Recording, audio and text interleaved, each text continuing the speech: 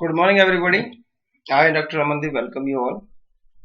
So, students, today we will be discussing merits and demerits of socialism. कि जो समाजवादी अर्थव्यवस्था है उसके क्या क्या गुण है और क्या क्या दोष है।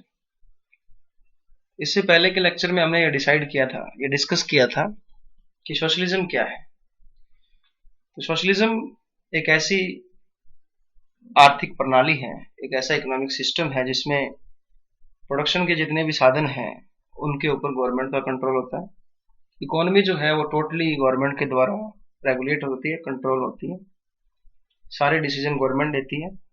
एक सेंट्रल प्लानिंग अथॉरिटी गवर्नमेंट बनाती है और वो अथॉरिटी जो है वो कुछ प्लान्स बनाती है और उन प्लान्स को गवर्नमेंट को दे देती है। गवर्नमेंट उन प्लान्स को लागू करवाती है और सब कुछ गवर्नमेंट के अंडर होता है। Social welfare is the main objective of the socialism.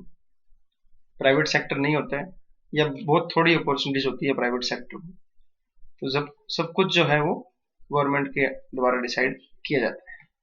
Now we will be discussing merits of socialism. सबसे पहला है best utilization of economic resources.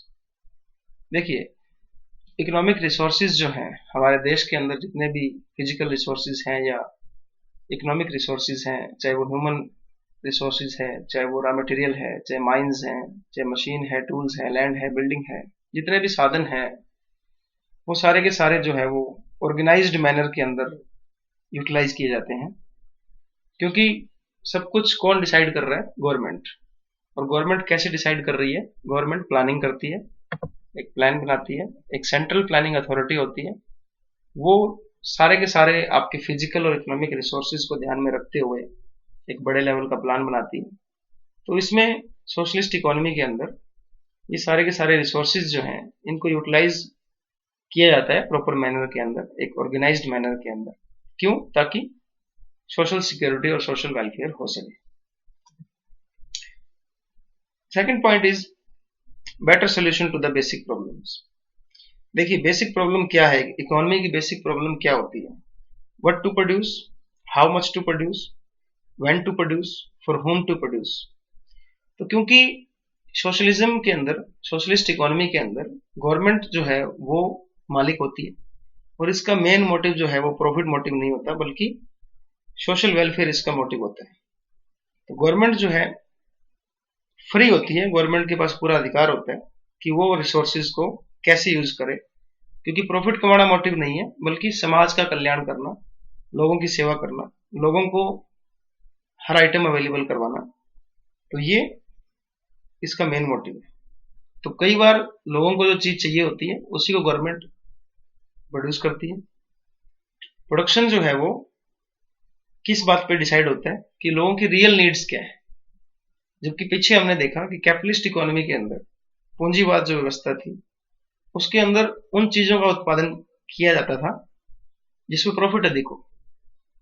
तो प्राइवेट जो एंटरप्रेन्योर्स थे, प्राइवेट जो बिजनेसमैन थे, वो उन चीजों को प्रोड्यूस करते थे जिसमें उनको प्रॉफिट ज्यादा मिले।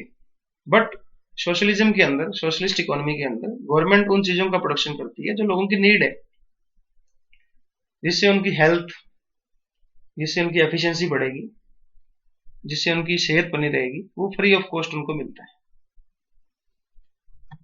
No wasteful, rapid and balanced economic growth.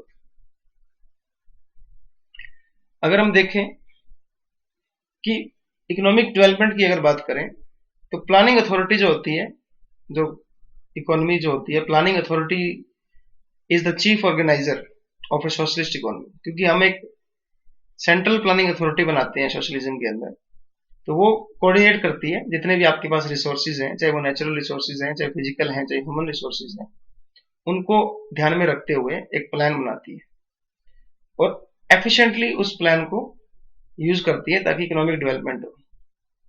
तो इकोनॉमिक डेवलपमेंट जो है वो एक बढ़िया रैपिड स्पीड से होता है, एक अच्छा पेस मिलता है उसको। प्रॉपर यूटिलाइजेशन होता है स्केर्स रिसोर्सेज का, क्योंकि रिसोर्सेज कम है, उनका प्रॉपर यूटिलाइजेशन होने के लिए कोऑर्डिनेशन होना चाहिए। वो कौन करता है? Central planning authority.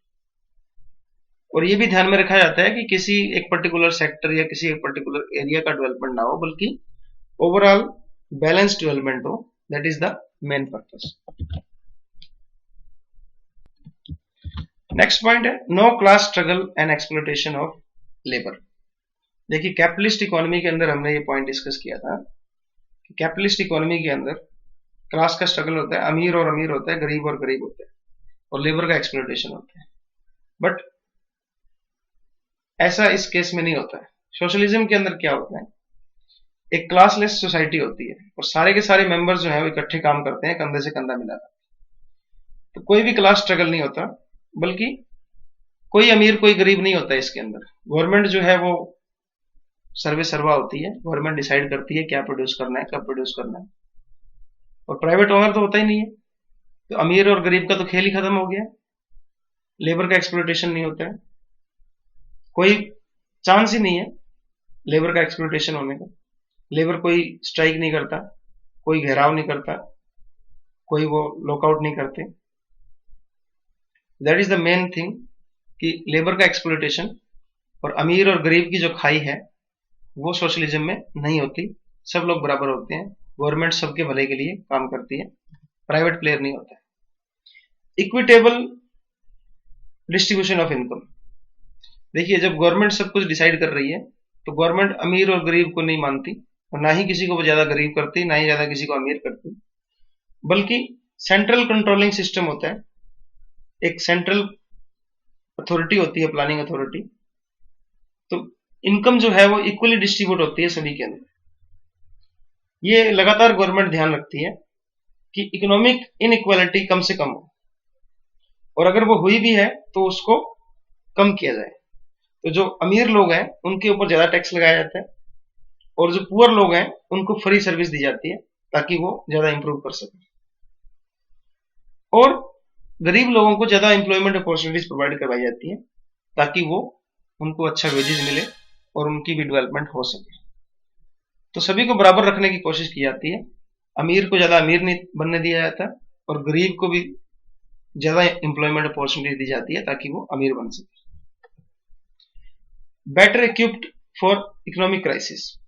सोशलिज्म में क्या होता है, सारी की सारी जो इकोनॉमिक एक्टिविटीज होती हैं वो प्लानिंग कमीशन के थ्रू या सेंट्रल प्लानिंग अथॉरिटी के थ्रू रेगुलेट की जाती हैं। तो अगर कोई भी इकोनॉमिक क्राइसिस आता है, कोई भी प्रॉब्लम आती है इकोनॉमी के अंदर, तो सारी की सारी इकोनॉमी के जो रिसोर्सेज हैं they can be better coordinated and control, क्योंकि सारे के सारे जो रिसोर्सेज हैं वो किसके कंट्रोल में है, गवर्नमेंट के कंट्रोल में है। कोई भी प्राइवेट फ्रीडम नहीं है। तो अगर कोई भी प्रॉब्लम आती है तो उसको बड़े ही अच्छे ढंग से, बड़े ही शानदार तरीके से उसको टैकल किया जा सकता है, क्योंकि सारे रिसोर्सेज गवर्नमेंट के हाथ में है। गवर्नमेंट फ्लेक्सिबल तरीके से उन रिसोर्सेज को यूज करती है ताकि लोगों का भला हो सके। Then no wasteful advertisement.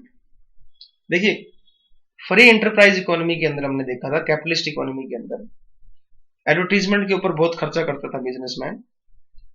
But यहां पे सोशलिज्म में क्या होता है, सारी चीजें कौन प्रोड्यूस कर रहा है, गवर्नमेंट। तो एडवर्टीजमेंट की कोई जरूरत ही नहीं है, क्योंकि गवर्नमेंट कौन सी चीजों को प्रोड्यूस कर रही है, किन लोगों के लिए, जो लोगों के लिए सबसे ज्यादा जरूरी है और जो उनके लिए इंपॉर्टेंट है, जिससे उनकी हेल्थ ठीक रहेगी, जिससे उनका जीवन यापन सही चलता रहेगा। तो यहाँ पे एडवर्टीजमेंट के ऊपर ज्यादा खर्चा नहीं होता है। No cyclical fluctuations. Cyclical fluctuations means जो डिप्रेशन और बूम आते रहते हैं, जो उतार चढ़ाव आते रहते हैं इकोनॉमी के अंदर, वो सोशलिज्म में नहीं होता है। ये जो आपका बूम और डिप्रेशन होता है, ये बूम है, यहाँ पे इकोनॉमी ऊपर है, यहाँ डिप्रेशन है नीचे। तो ये इस तरह के सोशलिज्म में नहीं होता है।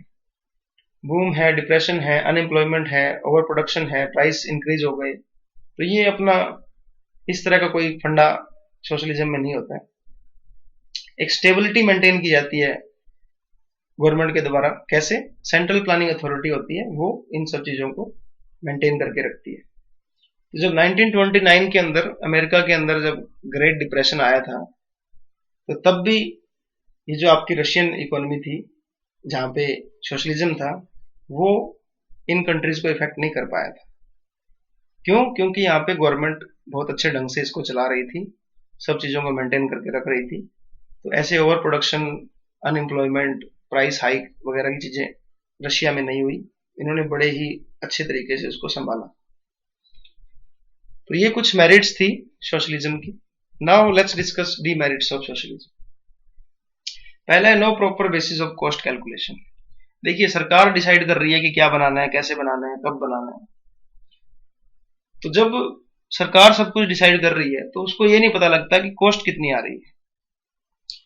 बड़ा ही मुश्किल होता है ये डिसाइड करना कि कॉस्ट कैसे निकालें। तो जब आपको कॉस्ट का ही पता नहीं है तो आप प्राइस कैसे डिसाइड करोगे, और जब प्राइस डिसाइड नहीं करोगे तो प्रॉफिट का कैसे पता लगेगा। तो वो इकोनॉमी ढंग से नहीं चल सकती। तो क्योंकि सारे के सारे फैक्टर्स जो है वो कौन कंट्रोल कर रहा है, गवर्नमेंट कंट्रोल कर रहा है। और जो प्राइसेस हैं इनके फैक्टर्स के, जैसे फैक्टर ऑफ प्रोडक्शन क्या क्या होते हैं, लैंड है, लेबर है, कैपिटल है, मशीन है, टूल्स हैं, तो ये गवर्नमेंट के अंडर होते हैं। तो इनका कोई प्राइस तो है नहीं। तो जब आपके पास प्राइस मैकेनिज्म ही नहीं है, आपको कॉस्ट निकालनी नहीं आ रही, तो आप बेचोगे क्या प्राइस के ऊपर। तो आपको कॉस्ट ही नहीं पता तो आपको प्राइस कैसे पता होगा। तो आपको ये नहीं पता कि how much to produce and what to produce, कितना प्रोड्यूस करें, किसके लिए प्रोड्यूस करें, और क्या उसका प्राइस रखें। तो इसके अंदर कोई बेसिक सिस्टम होता नहीं है। End of consumer sovereignty. देखिए, सोशलिज्म के अंदर consumer is not the king. Government जो चाहती है वो बनाती है, गवर्नमेंट के अंडर कंज्यूमर रहता है। कितना प्रोड्यूस करना है, कहां प्रोड्यूस करना है, कब प्रोड्यूस करना है, क्या प्रोड्यूस करना है, ये सारे डिसीजन कौन लेता है? Planning authority according to its discretion, according to its own knowledge. So जो भी गवर्नमेंट सर्विसेज या गुड्स बना रही है, they are accepted by the people, they are accepted by the consumers. उनकी कोई प्रेफरेंस नहीं होती। गवर्नमेंट को जो ठीक लगता है गवर्नमेंट वो बनाती है, आपको उसको लेना पड़ेगा। तो consumer is not the king in the socialism. Difficulty in the implementation of the plan. देखिए, सोशलिस्ट इकोनॉमी में मैंने आपको बताया कि एक सेंट्रल प्लानिंग अथॉरिटी होती है जो एक बड़े लेवल पे एक सेंट्रल प्लान बनाती है। वो प्लान किस बेस पे बनाती है कि कितने रिसोर्सेज हैं देश के अंदर, फिजिकल रिसोर्सेज, इकोनॉमिक रिसोर्सेज और ह्यूमन रिसोर्सेज, ताकि जितनी भी इकोनॉमिक एक्टिविटीज है उनको किया जा सके। तो जब भी आप इतने बड़े लेवल पे एक प्लान बना रहे हो जिसमें पूरी इकोनॉमी, पूरे देश को आप ध्यान में रखते हो, तो यहाँ पे आप छोटे लेवल पे जो प्रॉब्लम चल रही है, ग्रास रूट के ऊपर जो प्रॉब्लम है उनको जज नहीं कर पाते। और इकोनॉमी का अगर साइज बड़ा हो, जैसे रशिया जो है इतनी बड़ी इकोनॉमी है, तो यहाँ बड़ा मुश्किल होता है कि एक सेंट्रल प्लान को आप अच्छे तरीके से उसको इम्प्लीमेंट करवा सके, क्योंकि आपको कंट्रोल भी करना होता है, चेकिंग भी करनी होती है कि अच्छे ढंग से आपने यूटिलाइज किया है या नहीं किया है। तो सेंट्रल जो मैकेनिज्म है वो बड़े साइज की इकोनॉमी के अंदर काम नहीं कर पाता है, कोऑर्डिनेशन की कमी हो जाती है। Then no importance to personal efficiency and productivity. देखिए, सब कुछ गवर्नमेंट डिसाइड करती है। Every activity is decided, regulated and controlled by the government. तो इसके अंदर अगर कोई आदमी अच्छा काम कर रहा है या बुरा काम कर रहा है, इसकी कोई एप्रिसिएशन नहीं होती है। पता ही नहीं लगता कि कौन क्या काम कर रहा है, कितना अच्छा काम कर रहा है, क्योंकि सब कुछ गवर्नमेंट डिसाइड करती है। तो आपको कोई रिवार्ड नहीं मिलता। तो कई बार तो क्या होता है कि लेबर को जो है कम वेजेस मिलती है, तो इससे उनकी एफिशिएंसी कम होती है, क्योंकि उनकी एफिशिएंसी को मापने के लिए, उनके प्रोडक्टिविटी को मापने के लिए कुछ भी नहीं, गवर्नमेंट ने डिसाइड कर दिया, जितनी सैलरी देनी थी वो उनको देती है, आप उसके ऊपर आवाज नहीं उठा सकते। Lack of freedom. देखिए, बहुत सारे लोग ये कहते हैं, बहुत सारे इकोनॉमिस्ट जो हैं, जो एजुकेटेड लोग हैं, वो ये कहते हैं कि इस तरह का जो सिस्टम होता है जिसमें सब कुछ गवर्नमेंट करती है, तो इसमें इकोनॉमिक फ्रीडम नहीं रहती लोगों को, क्योंकि गवर्नमेंट सब कुछ कर रही है। तो जितनी भी पावर है वो गवर्नमेंट के हाथ में चली जाती है, कुछ लोगों के हाथ में वो पावर आ जाती है। तो जितने भी इकोनॉमिक डिसीजन है, इकोनॉमिक एक्टिविटीज जो है कि क्या प्रोड्यूस करना है, कब प्रोड्यूस करना है, वो सारे के सारे गवर्नमेंट डिसाइड करती है। सारे के सारे डायरेक्शन आपको मानने पड़ेंगे। और किसी भी आदमी के लिए ये पॉसिबल नहीं है कि वो कोई ऑक्यूपेशन या फिर वो क्या उसने बनाना है, क्या उसने कितना उसने बनाना है, किसके लिए बनाना है, वो बिजनेसमैन तो डिसाइड कर ही नहीं सकता। तो ये एक किस्म से डिक्टेटरशिप है या फ्रीडम नहीं है। कोई भी एंटरप्रेन्योरशिप, कोई नया बिजनेसमैन अगर कुछ बनाना चाहता है, कोई नया प्रोडक्ट मार्केट में लाना चाहता है, तो वो उसको गवर्नमेंट डिसाइड करेगी, वो डिसाइड नहीं कर सकता। तो यहाँ पे फ्रीडम नहीं है, इकोनॉमिक फ्रीडम नहीं है कि आपने आप डिसाइड नहीं कर सकते कि मैंने ये चीज बनानी है, यहाँ पे बनानी है, इसके लिए बनानी है। तो ये बहुत ही पॉलिटिकल डिक्टेटरशिप है। Wheel of secrecy. देखिए एक और एलिगेशन लगता है इस सिस्टम के ऊपर कि सारी की सारी जो एक्टिविटीज होती हैं, इकोनॉमिक एक्टिविटीज, वो एक सीक्रेट रखी जाती हैं ताकि और कंट्रीज को पता न लग जाए कि हम लोग कैसे चला रहे हैं, क्या चला रहे हैं। इवन तक की छोटी छोटी जो इन्फॉर्मेशन होती है कि कंट्री में क्या हो रहा है, कैसे हो रहा है, वो भी लीक नहीं होती। सब कुछ चुपके चुपके हो रहा है। तो कंट्री जो है वो सस्पिशियस बन जाती है और जो एक्टिविटीज हो रही हैं उससे किसी को पता ही नहीं लग रहा कि इस कंट्री में क्या हो रहा है। जैसे नॉर्थ कोरिया, साउथ कोरिया है, तो यहाँ किंग जोंग है, वो ही इज द गवर्नमेंट। तो वो अंदर क्या कर रहा है किसी को पता नहीं लग रहा क्योंकि बता ही नहीं रहा कोई। तो इससे टेंशन पैदा होती है वर्ल्ड के अंदर कि दूसरी कंट्री क्या कर रही है, बिल्कुल पता नहीं लग रहा, क्या प्रोड्यूस कर रही है, किसके लिए कर रही है, कितना कर रही है, क्यों कर रही है। तो वो लोग किसी को इन्फॉर्मेशन लीक नहीं होने देते। गवर्नमेंट ही सब कुछ है, तो कोई सिर नहीं उठा सकता। तो इसलिए ये सिस्टम अब नहीं चलता है। लेस इनिशिएटिव, क्योंकि इनिशिएटिव कोई लेगा ही नहीं ना, गवर्नमेंट उसको अलाउ ही नहीं करेगी। मान लो आप एक नए बिजनेसमैन हो, आप कोई नया आइडिया लेके आए हो कि मैं ये चीज बनाना चाहता हूँ, प्रॉफिट कमाना चाहता हूँ, सब कुछ गवर्नमेंट के अधीन है। तो लोगों के अंदर इनिशिएटिव नहीं होता, मोटिवेशन नहीं होता, लोग जो है मशीनों की तरह काम करते हैं, तो वो कोई प्रोग्रेस नहीं कर पाते, वो खुद के लिए कोई प्रोग्रेस नहीं कर पाते, वो प्रॉफिट नहीं कमा सकते, वो तो सिर्फ गवर्नमेंट को फॉलो करते हैं। तो ये कुछ डीमेरिट्स थे सोशलिज्म के।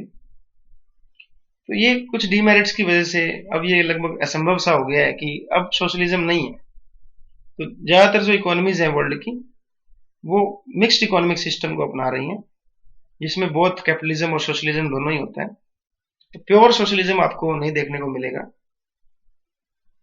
So these were some of the demerits. Thank you so much for listening.